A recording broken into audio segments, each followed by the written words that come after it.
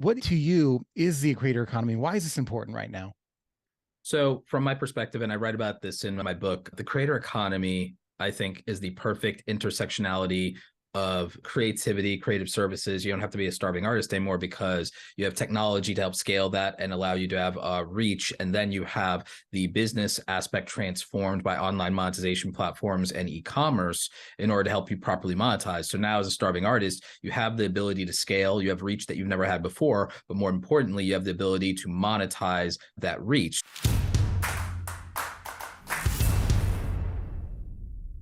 I like the word creator, and I like that it's rebranding itself because it used to be creator and influencer were kind of connected in a way where influencer had a bad rap too, where it was like you're the entertainment person whose job is being, like an actor, a celebrity on YouTube. Yes.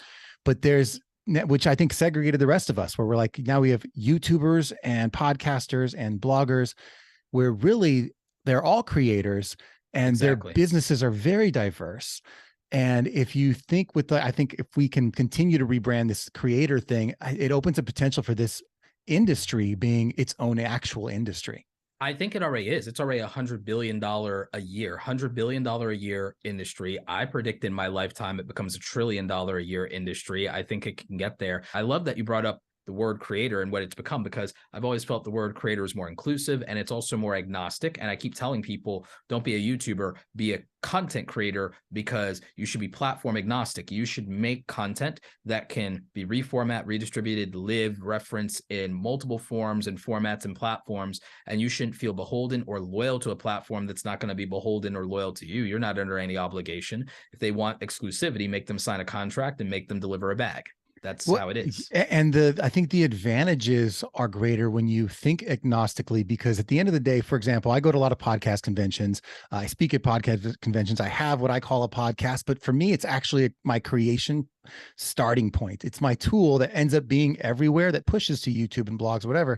But I think of it like this: YouTube has amazing tools for understanding what topics are trending, like what keywords I should be using, what's popular now. It has these amazing tools for that. It's the best analytics in the game. Podcasting has garbage analytics, right? Indeed. None of that. But if I consider myself a content creator, not a podcaster, I can take advantage of that. Or you go to the blog side. Blogs have amazing tools that have to do with being found by search engines. Yes. And how things are being read, and also connecting to your lead magnets and your email list building, converting to sales, things like that, all website driven, which blogs have an advantage on. If I am just a podcaster and I'm not creating blogs from my content, I'm missing all these advantages. Oh, so much so. So I'm a big fan of like thinking agnostically and figuring out your way to get there, whatever you start with, I don't care. But getting there, I think, is huge. I know people are going to be asking me, Brandon, like you brought Roberto on, you haven't talked about the skills, the tactics, those kinds of things. You have tons of videos on this, like how many videos? 1,600, but you can still ask me whatever you'd like. But we'll get to, but how many videos have you, like your best performing videos are the remake of how to get 1,000 subscribers and the remake of how those, to get but I approach them from different angles. So there's actually new information in them. I also, more importantly, I created one of the most realistic frameworks for how to get 1,000 subscribers. I created one of the most realistic frameworks called the 1% rule.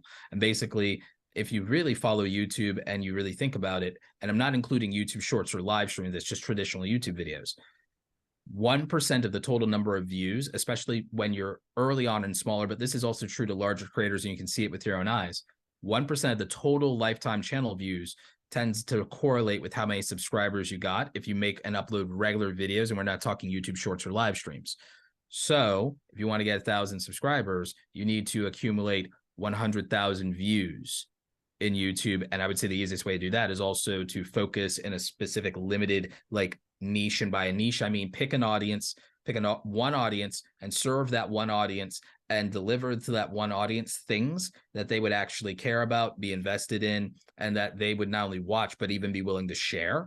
And then you can perform. Now, the thing is, that's what I would call normalized growth, is the 1% rule. There are outliers like me to where I would say my conversion ratio of converting views to subscribers, I have 37 million lifetime channel views. I've converted that into 570,000 subscribers over the lifetime of the channel of being consistent since 2013. So about a decade now. So what that means is I have a better than 1% conversion rate ratio. But if you are in education, I could say your ratio can go much higher than 1%, but that's normal. In entertainment, it's so personality driven that if you have a charming, magnetic personality, it can go to the moon.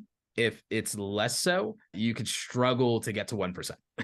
Well, okay. So there's this part of the book, right? Which again, you guys got to check it out. Create something awesome that you put in the end. And I'm not trying to give it all away, but you're like, by the way, most of you are going to read it for the first 90%. But for the people that are like really taking this seriously, there's only like 3 things that matter. And if you don't mind me giving this away, I'm going to mention it. You can. You said it's a strategy for growing an audience, a system for passive income, and a strategy for networking. I especially love the last one because I think as a creator, just having a platform is the system for networking. All right. And just 1 second before we go on to the rest of the show, if you like what you are hearing, please make sure to hit that subscribe button or the like button or both. It helps the show grow. It helps me. It supports me, and it shows our show to more people, helps us grow, helps us stick around. Thank you for doing it in advance. Now back to the show. So maybe we could talk a little bit about how those ideas stand out to you. What makes them important to you? Those 3 things: the audience growth, strategies, passive income, and networking. Well, all right. So audience growth is about a combination of reach, reputation, relationships. And here's the great thing about content. See, I've come up with, I'm also a big anime nerd. I don't hide that at all. And for people, you'll understand, people who are into it will understand the reference. Other people, I can break it down for the layman's. But one of my favorite anime references is an anime called Naruto. It's about ninjas who use superpowers, basically. And there's this one technique called the clone technique. And you can make physical, corporeal copies of yourself that can, so imagine that you could literally clone yourself at will, just dilutes your stamina, mind you. But if you have tremendous stamina, it's great. So I've got clones making me smarter. I've got clones making me money. And meanwhile, I'm in the gym getting yoked and everything like that. I've got clones going to all the networking events. I've got a clone sitting there in my DMs doing everything for, okay. So here's the thing. Content is cloning. Content is cloning. When I make content, I clone myself. Every time I make a piece of content, every time I make a video, it goes out there because it's monetized. It goes out there and it's a foot soldier in my army making me money. It is a video that I make is a clone of Roberto Blake going out and getting my money. A clone that I make of Roberto Blake is going out there and representing me in the world and is building new relationships and getting me more reach and building my reputation and representing me in the world. A clone that is out there as a piece of content is getting analytics data from me of an audience that will make me smarter. That data that clone created comes back to me, the original, when it harvests that data by interacting with the user base. So content serves as clones. And so I literally have an army of thousands of pieces of content, thousands of clones that work 24/7, 365, do not need to eat, sleep, will not call out sick, will not ask me for a raise. And my clone army on a regular basis is out into the world, building new relationships for me, scaling my reputation, allowing me to be reachable in new ways, and is generating revenue for me. So the clone army is out there working constantly, whether I do or not. That's probably the best analogy I've ever heard to explain the content game overall. The clone army of content creation, etc. This is fire, guys. Like, yeah, I have an army of clones just got there. Like as we speak, there are clones out there as we speak that are recommending hardware and software that generates affiliate links. Those affiliate links, if it's software as a service, it's passive income. Software as a service is true passive income. A lot of people online, they're getting a lot of views and they're being very cute, telling people there's no such thing as passive income while they're making passive income from YouTube doing it, while they're making passive income from their book sales, while they're making passive income from their portfolio and their real estate, telling people that passive income doesn't exist. It's adorable. It's adorable that would say that. Adorable that they would say that and say that you can't make money in your sleep when there are literally people, artists, authors, musicians, filmmakers making money from the grave. Making money in sleep is child's play. I want to make money from the grave. The creator of Rudolph the Red-Nosed Reindeer, 5 generations of his family is eating from that creation that he made while he was an employee of Montgomery Ward's. And Montgomery Ward's didn't really care about the concept of intellectual property, and he was able to buy back the rights for them. And the minute he did that, he partnered with a musician and made the song Rudolph the Red-Nosed Reindeer because he made a children's book while he was an employee. This intellectual property, personal brand, all these things. So just one IP. And then he got back the rights as an employee to that IP because they didn't understand back then. He went and got a musician, then Rudolph the Red-Nosed Reindeer, it's a hit. Then he gets with a small animation company at the time called Rankin Bass, which if you're an 80s kid, you remember that Rankin Bass did all the things when you were a child, all the claymation stuff and Thundercats. It's like, if you're an 80s kid, you'll remember Rankin Bass Studios. And so then they produced the claymation Christmas for Rudolph the Red-Nosed Reindeer. And then that obviously spins off all these other claymation Christmas IPs. 5 generations of his entire family is eaten from this one intellectual property created as an employee. So don't tell me passive income doesn't exist. Intellectual property is what's going to create passive income for you, if nothing else. And that's in books, music, films, royalties, rights to IP. And that's how it is. And you can create that now more excessively than ever before in history because you have the tools at your disposal. You don't need a music production studio. You need a MacBook Pro. You don't need 20 animators like Walter Disney.